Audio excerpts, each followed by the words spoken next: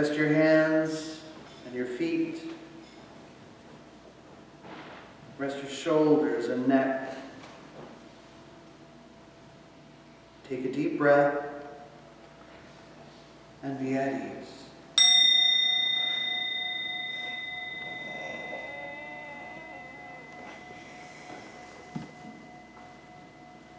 Breathe easily and freely.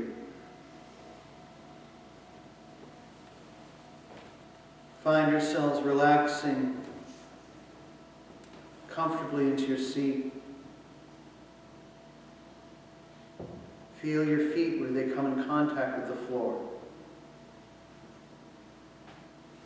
And imagine the soil not so far beneath them.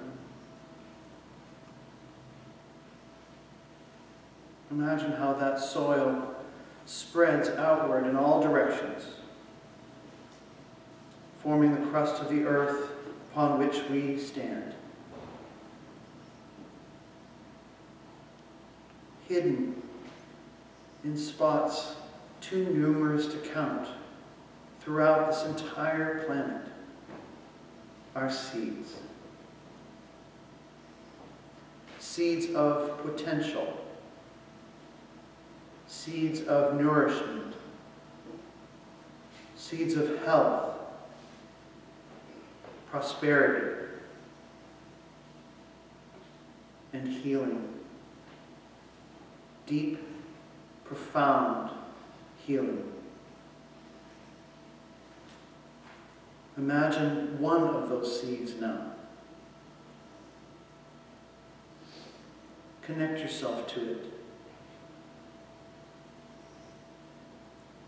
Whether it's an acorn in the forest,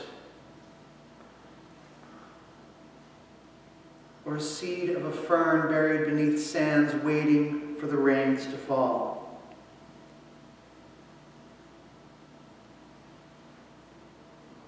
Picture it sitting there, patient, faithful, aware.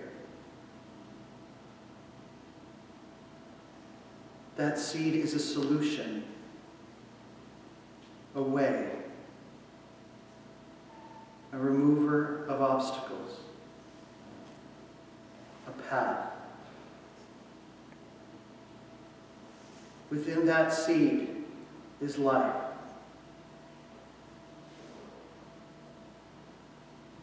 Be the light for that seed right now. It is yours. You are its caretaker. You are its prayer giver. You are the one person in the whole world who knows it exists, as though it were a secret that you hold with joy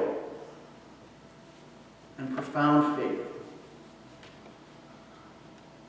You, over all, know what it's capable of and what it can do, and also know that it is beyond your knowing. Send your love and light to that seed, that when it reaches its moment of growth, its abundance will cover the earth and bring peace. Take one final breath and return.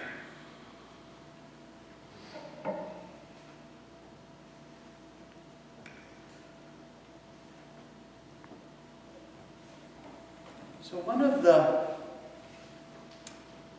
the Hindu gods that I find brings me the most comfort when I think about the state of the world is the goddess Kali.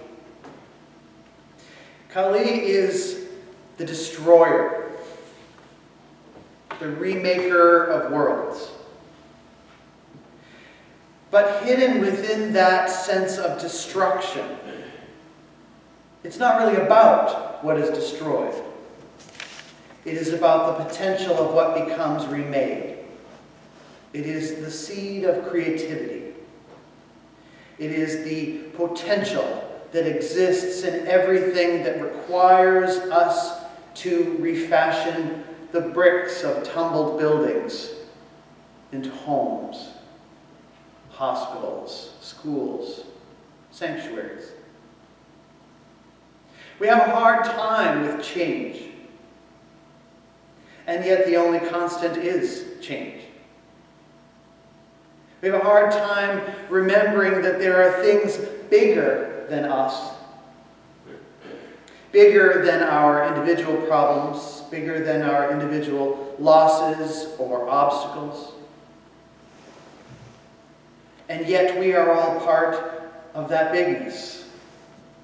We are all facets of one enormous diamond that has been compressed over millennia into something that is almost entirely about light. And yet it's made entirely of carbon, of things, molecules, atoms, that are emblematic of destruction, pressure, force, even sorrow. Do atoms feel sorrow? Do seeds? And what do we do with that potential? Because it's very easy for us to place all of our focus on what is destroyed. For what is being destroyed right now? There's a lot of people out there talking about apocalyptic ideas, that this is the end, that we are in the end times, that we are witnessing a decline of things which are important to us. And in one sense, that is true.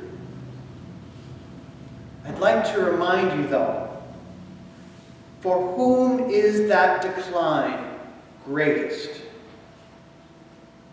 For whom is that destruction the most profound, the most devastating? And I will remind you that it is those who have held the wrong kind of light. The destruction is greatest for those who are of the old ways of doing business, the old ways of exploitation, the old ways of enslavement, the old ways of ownership, when we could be fashioning our ideals around the Hawaiian concept of caretakership, kahu, where no one owns an animal, they are the animal's kahu. What is required in this world to be ended in order for us to switch from a sense of ownership and entitlement to kahu? To recognizing that we are caretakers, not owners. To recognizing that sometimes things need to be broken down in order for them to be built with love. That some seeds germinate only in the presence of fire. And without them, that life sits there as potential, waiting. And then what of us and our own light? What exists in us? What is projected from us? Do our thoughts end at the surface of our skin? Or do they extend farther than our physical bodies? Do prayers go somewhere? Does our energy penetrate something? When someone does Reiki on us, does something actually happen? You know, our friend Erin DeCoste here in this church, though she's not here today, she is a Reiki master. And James and my friend Peter, who passed this summer, she came and visited him at the Highlands. And he was having a little bit of a bad day. And she did Reiki on him for like an hour. And I'll tell you, I've wondered whether or not Reiki is real. I mean, I believe that these types of things exist, but I don't always know that the person who's claiming to be able to do them can actually do them. But Peter was sitting on the edge of the bed, and she was sitting behind him. They couldn't see each other's eyes, but I could see both of them. And she ran her hand down his back, and all of a sudden, both their eyes went poof. That they both felt something at the same time.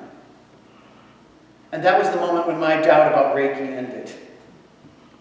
Because there was no way they could have communicated that or made that a thing. She didn't make a motion. She was just doing the same kind of thing that she had been doing, and all of a sudden both of them went, that was something. He felt better after that. But more importantly, it told me that there is something there that extends outward from us. Something that gives us the power to bless. That somehow contributes prayer into a soup of consciousness that we may not have textbooks that explain it to us. Or that we might doubt what we read. But that are nonetheless real. The holiday of Diwali is about light conquering darkness. We cannot understand, appreciate, or know light until we have been in the dark. All that needs to happen within us is courage to know that the darkness will end. That this long night of the soul will end. That we might not see it in our lifetime, but that we can have faith that it will. That when hundreds upon thousands upon millions of people stand outside with signs saying no more darkness, does that thought, that energy, that radiance, does it go somewhere? Does it make someone's eyes pop? Yes. I have all faith that it does. And that everybody in this room has that within them. Whether we use it or not, whether we understand it or not, whether we know the mechanics of it, I do not know how my car works, but I can drive it. And I can drive it into a tree, or I can drive it into a drive-in movie theater. And there's light there, telling us stories, telling us who we are, helping us see ourselves in the stories of our world, reminding us, encouraging us, nudging us into a future that we have already decided we want. A future that we've already planted, and that we only have to get out of the way of its growth, because we've already done the deed. Up here are not only seeds that will find their way into our wildflower garden for next year, but also the seeds of our garlic harvest for next year. The seeds of prosperity for this church. The seeds of hope, of nourishment, of health, of vibrancy, of color. Literally, light made into something useful. And for a moment, I want you to close your eyes, and I want you to picture these seeds up here. Picture all of the things right here that will grow on that grass out there, that will rest through the dark night of this winter, and remind us in the spring just what is possible when we give intention to the earth, and to one another, and to the future that we insist upon. It is always up to us. And that power that we have within us that was proven to me that day with my friends Peter and Aaron, that it extend outward from us into what is before us. And that they exist in the world this spring as proof of the cycle of life that operates with or without our understanding, with or without our knowledge, with or without our sight, because these things will grow whether we are here or not to witness them, because love always moves forward.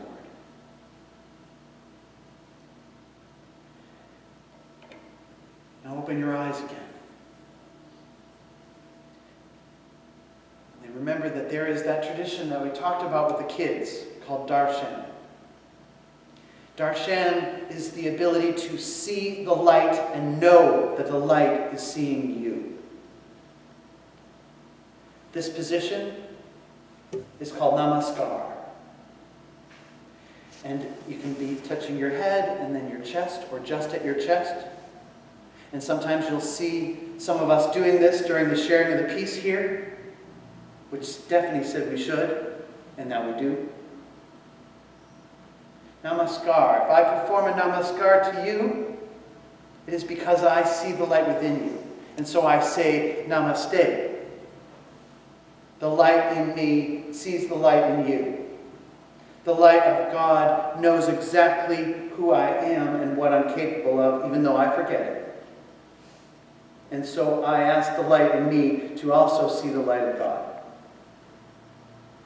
That it be extended toward one another in a continuous circuit of light and life. That we believe exists without any proof of it.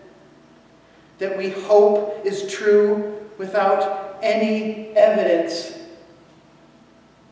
And yet nonetheless, we hold as real. Whether the ultimate reality as we imagine it exists as it says in the Bible or the Quran or the Bhagavad Gita, it's all there. Like a diamond. Many facets, all pointing to the same light. And so I say to you all, namaste. Namaste. And may you feel it. And may you know how much truth there is in your extension of it. To me, to one another, to these seeds of life. And may they serve as anchors into the future, to a garden we know already is waiting for us.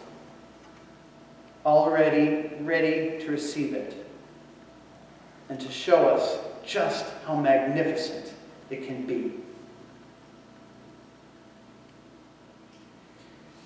So we will now sing a song about that spring.